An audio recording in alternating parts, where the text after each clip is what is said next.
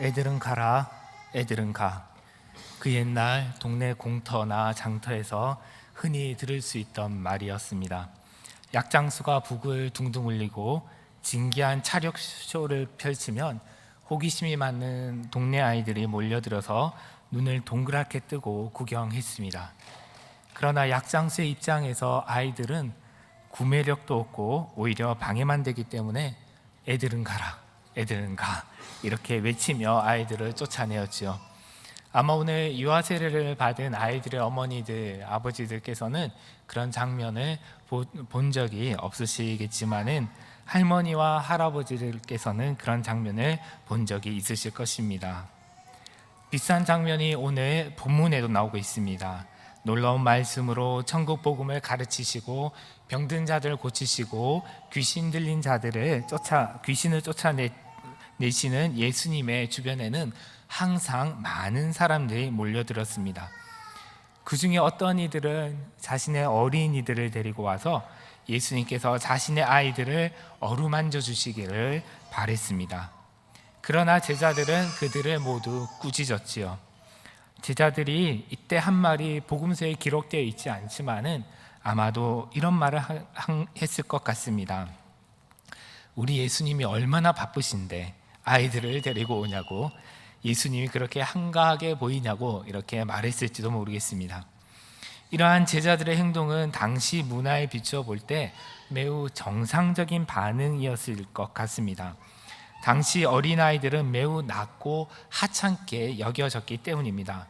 어떤 면에서는 제자들이 그들의 스승인 예수님을 진심으로 위하는 것처럼 보이기도 합니다.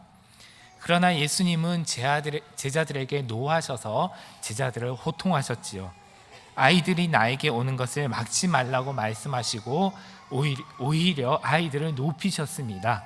하나님 나라가 이런 자의 것이라고 말입니다.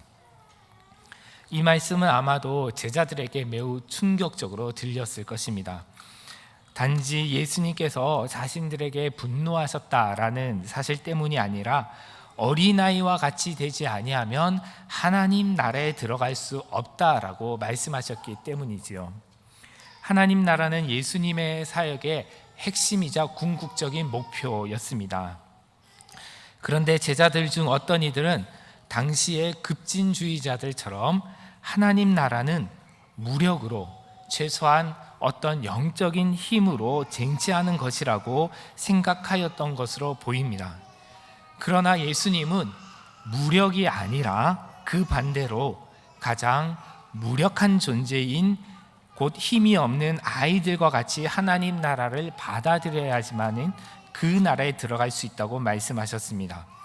그것은 그들이 이전엔 전혀 생각해 본 적도 없는 방법이고 또한 불가능하다고 생각할 법한 그런 방법이었습니다. 아이들은 어른들보다 순수하지만 그렇다고 해서 죄가 없는 완전히 순결한 존재는 아닙니다. 제가 저희 아이를 보니까 잘 알겠습니다. 그러나 아이들은 의심이 적고 잘 믿습니다. 그들은 주님의 가르침을 자신의 경험이나 지식이나 잣대로 판단하지 않고 있는 그대로 의심 없이 받아들입니다. 그렇게 있는 그대로 받아들이는 믿음 없이는 하나님 나라에 들어갈 수가 없다라고 주님은 말씀하십니다. 그래서 예수님은 아이들을 귀히 여기시고 아이들을 환대하셨습니다. 환대라는 것은 사전적으로 반갑게 맞아서 정성껏 후하게 대접한다라는 그런 의미입니다. 오늘 우리가 살아가는 이 세상에서 환대를 받는 사람들은 어떤 사람들일까요? 보통 높은 사람들, 힘이 있는 사람들, 가진 것이 많은 사람들, 인기가 있는 사람들이 환대를 받을 것입니다. 반대로 가진 것이 없는 사람들, 지위가 낮거나 힘이 없는 사람들은 어디에서도 환대를 받기가 어렵습니다. 특히 아무것도 가진 것이 없는 아이들이 그렇죠. 요즘은 그 옛날 약장수처럼 몰려드는 아이들을 향해서 애들은 가라라고 외치는 사람은 잘 없지만은 그래도 상점 입구에 No Kids Zone이라고 붙여놓은 것은 종종 발견할 수가 있습니다. 이 노키즈존이라는 것은 말 그대로 아이들은 들어올 수 없는 곳이란 뜻인데, 고급 가구점이나 음식점, 커피숍 중에는 어른들이 아이들의 방해를 받지 않고 시간을 즐기기 위해서 아이들은 전혀 들어오지 못하게 하는 그런 곳들이 있습니다. 여기에 대해서는 찬반 의견이 있기 때문에 단편적으로 옳다 그르다 말할 수는 없지만은, 어쨌든 오늘날 심각한 저출생으로 인해서 한국 사회가 위기에 직면해 있다라고 많은 사람들이 아우성치는 이때에 여전히 이 사회 구석구석에서는 아이들이 환영받지 못하는 곳들이 있음을 알 수가 있습니다. 그런데 그 어떤 것보다 아이들이 환대받지 못할 때 가장 치명적인 상처를 입는 곳이 바로 가정일 것입니다. 여러분, 그림자 아이라는 말을 들어보셨는지요? 그림자 아이는 의료기관에 출산 기록은 있지만은 행정기관에 출생 신고가 되지 않은 아이들을 말합니다. 아이들이 태어나면 출생 신고를 하기 전에 필수적인 예방 접종을 하기 위해서 의료기관이 임의로 임시 신생아 번호를 부여합니다. 그런데 이렇게 임시 신생아 번호를 부여받았으나 출생 신고가 되지 않은 아이들이 상당수 존재합니다.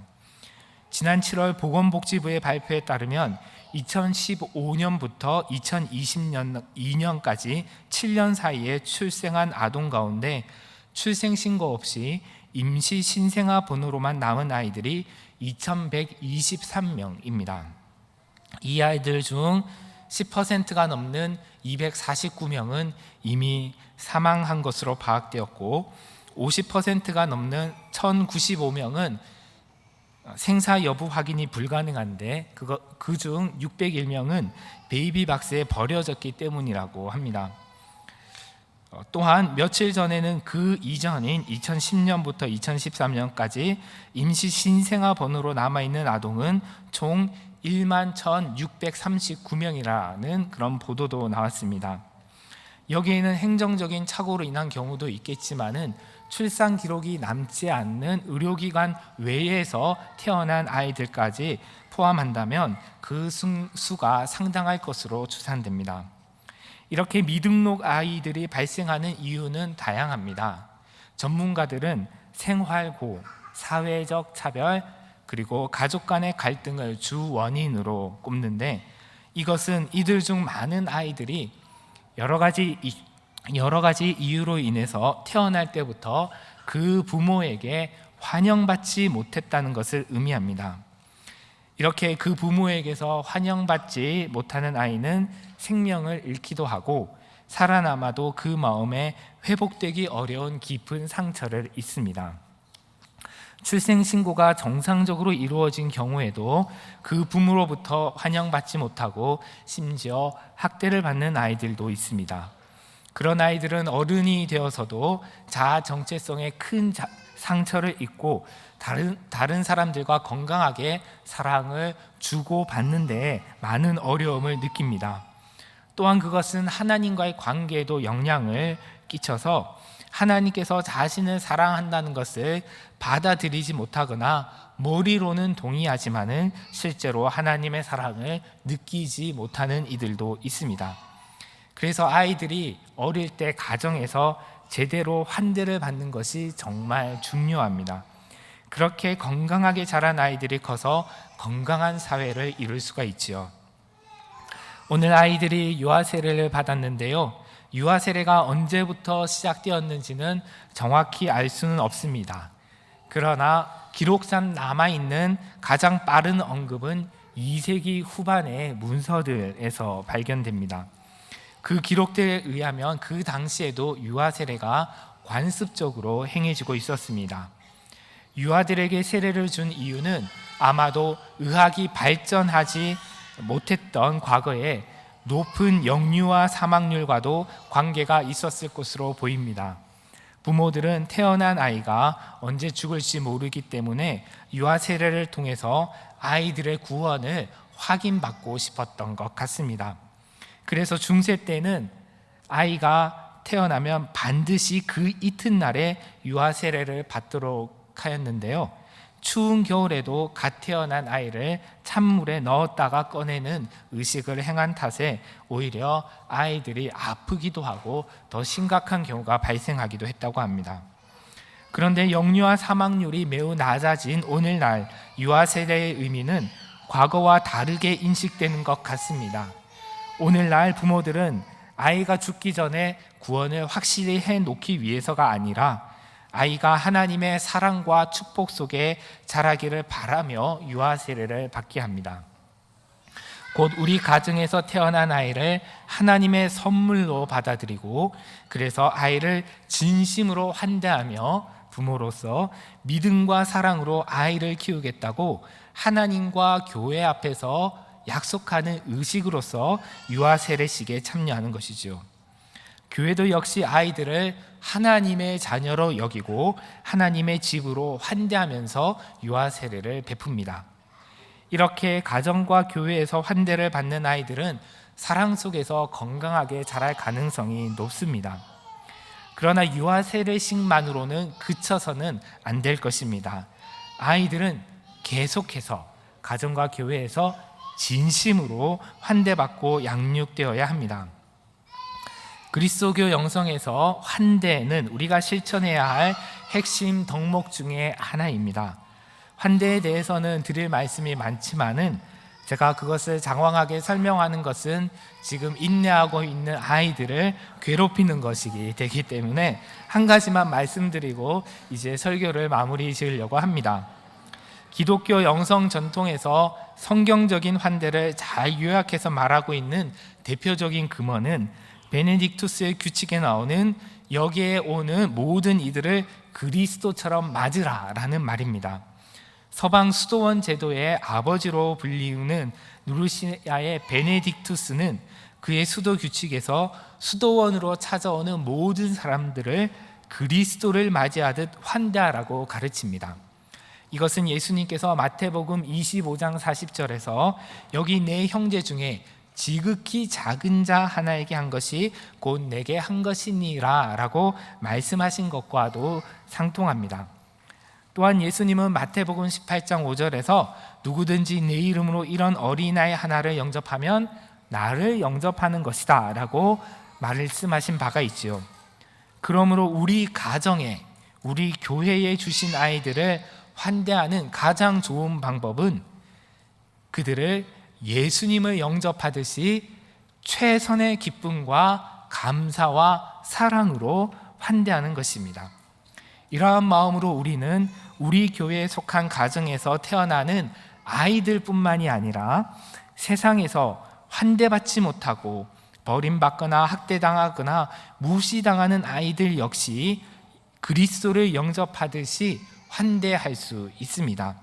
세상은 애들은 가라라고 외치지만은 우리는 아이들은 와라라고 외치면서 문을 활짝 열어놓는다면 그 아이들이 자신의 존재가 하나님 안에서 환영받고 사랑받는 것을 경험하게 될 것입니다.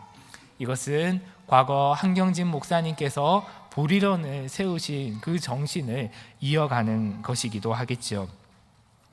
오늘 본문에 나오는 예수님의 제자들은 자신들을 하나님 나라를 위해서 예루살렘을 향해 전진해 나가시는 예수님을 수행하는 일종의 전위 부대로 여겼던 것 같습니다. 그래서 그들은 무력한 아이들이 전진하는 하나님 나라에 방해가 된다고 생각하고 그들을 쫓아내려고 하였습니다. 하지만 예수님은 오히려 아이들과 같이 하나님 나라를 받아들이지 않는다면 결코 하나님 나라에 들어갈 수 없다라고 말씀하시며 아이들을 두 팔 벌려 환대하셨습니다. 또한 주님은 내 이름으로 어린아이 하나를 영접하는 것은 곧 나를 영접하는 것이라고 가르치셨습니다. 그러므로 우리가 아이들을 예수님을 대하듯이 환대한다면 우리의 가정과 교회에 실제로 예수님께서 계신 것과 같은 동일한 기쁨과 감사가 가득할 것입니다. 그리하여 우리의 가정과 교회가 환대의 집이 된다면 우리의 가정과 교회에 하나님 나라가, 천국이 아름답게 이루어질 것입니다. 아멘. 네, 이제 끝났습니다. 기도하겠습니다. 네. 창조주 하나님, 저희에게 귀한 아이들을 선물로 주셔서 감사합니다. 눈처럼 순수하고 별처럼 빛나는 이 아이들을 통해서 찬양을 받아 주옵소서. 그리고 저희가 이 아이들을 주님을 대하듯이 사랑과 기쁨과 정성으로 환대하고 양육할 수 있도록 도와주옵소서. 저희가 세상에 환대받지 못하는 아이들도 주님의 사랑 안에 맞아들일 수 있는 환대의 집이 되게 하여 주옵소서. 그래서 저희 가정과 교회에 하나님 나라가 천국이 이루어지게 하여 주옵소서. 이 모든 말씀 저희에게 어린아이의 모습으로 오신 예수님의 이름으로 기도드립니다. 아멘.